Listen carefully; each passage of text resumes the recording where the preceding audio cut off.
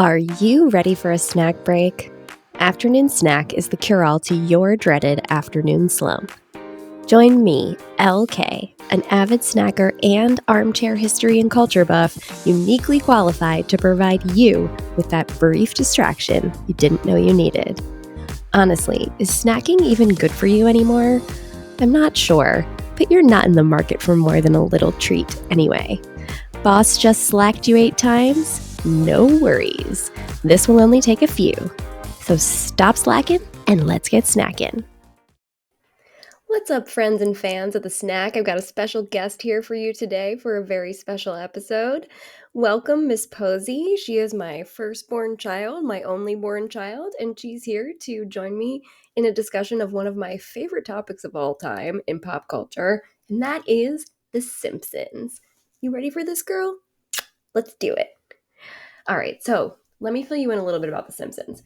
The Simpsons has an uncanny ability to predict the future, and that's the line of research that I went down for this week's episode, and I'm super excited about it because The Simpsons has a lot of nostalgia for me. I grew up watching it. My mom used to let my brother and I watch it on nights that my dad worked late, and we would sometimes sit and have McDonald's together and just enjoy the episode on those nights that dad worked late.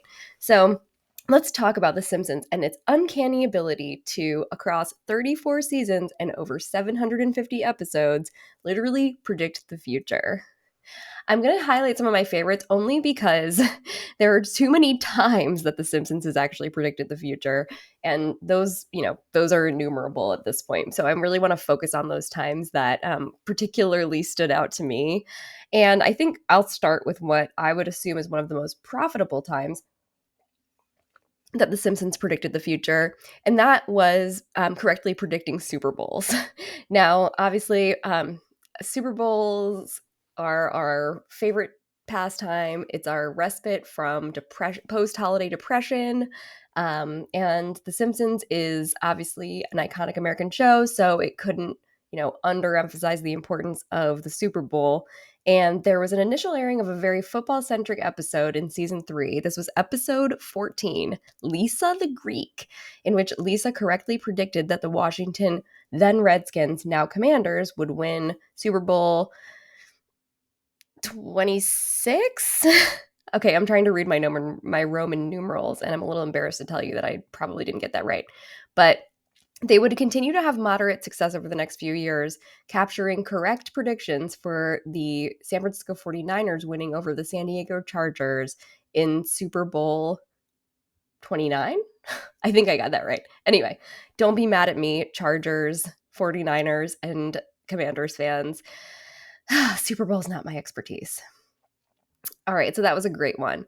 The other one that I think was kind of chilling and not the least chilling of the show's predictions was actually highly relevant to this year's news, an underwater submersible emergency. Now, this was in season 17, and in this episode, Homer believes that a man named Mason Fairbanks to be was his long lost biological father. That's what my notes have here. The two embark on an underwater adventure in individual submersibles. Homer gets stuck in coral, his oxygen level dips, he loses consciousness, and he wakes up miraculously 3 days later in a hospital. Now, back in June of this year, tragically, the OceanGate submersible was destroyed on a mission down to the Titanic, and many fans noted the parallels there.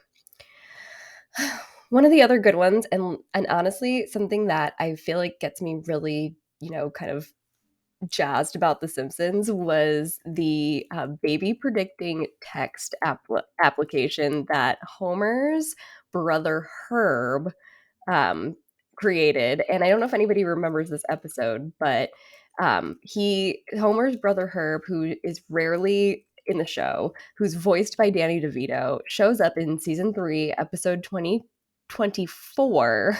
Excuse me. Brother, can you spare 2 dimes? And this was the app Simpsons being up on the app game like way back in the early 90s, because Homer's brother Herb, or I think it's his half brother, actually, I don't want to get this wrong, Simpsons fans will kill me, who was hilariously voiced by Danny DeVito, ascended from poor to prosperous by creating an invention that translates baby gibberish into full sentences. And years later, most parents will be aware. Most parents of young babies will be aware of the Cry Translator app, which analyzes a baby's cry to help translate needs. Super cool one. Also helping parents everywhere understand their baby's needs. That's always a win-win.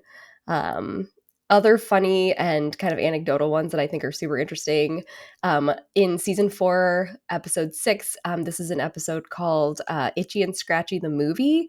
There was a billboard advertising Itchy and Scratchy's first movie, featuring Scratchy getting his head cut off, and Scratchy's first movie, and the billboard features this like spurting blood-like liquid on unsuspecting cars. Well, a promotional company used the same effect to promote Kill Bill Volume 1 in 2008, spattering the pavement with alleged remnants from Beatrix Kiddo's latest kill. So a little bit of experiential marketing back in 2008 for a movie that continues to be iconic, a Tarantino classic. On the science side, celebrated cosmetologist made his first appearance on The Simpsons in season 10, episode 22, called "They Saved Lisa's Brain," and sharing discourse over beers at Moe's Tavern. The classic Moe's Tavern. Stephen Hawking says, "Your theory of a donut-shaped universe is intriguing. I may have to steal it." And though there has been a genuine theory that the universe, was shaped like a donut or a torus since the 80s, this theory has resurged in popularity in this new millennium. And then, last but not least, the most iconic Simpsons prediction, the Donald Trump presidency. Let's just unpack this. This is the most widely circulated prediction. This prediction was epic and turned out to be accurate. We're talking about season 11, episode 17. This is Bart to the Future. And this is the second or third appearance of Donald Trump in the show, I believe, maybe even more. And in this episode, Lisa's the president. She becomes president of the United States. And in a cabinet meeting, she kind of offhandedly mentions that the administration inherited quite the budget crunch from President Trump. And the words gained much, much more validity when Trump was actually, of course, was elected to president in 2016. I actually even saw that Trump is polling really well in a number of swing states currently for this next upcoming election. And the week right after the election, the recurring chalkboard gag of Bart writing on the chalkboard was "Being right sucks." This line gained a lot more attention when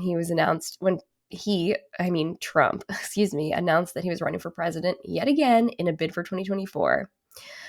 The Simpsons really knows how to predict the future in such an accurate way that you almost have to wonder if the writers and creators are like oracles for our time.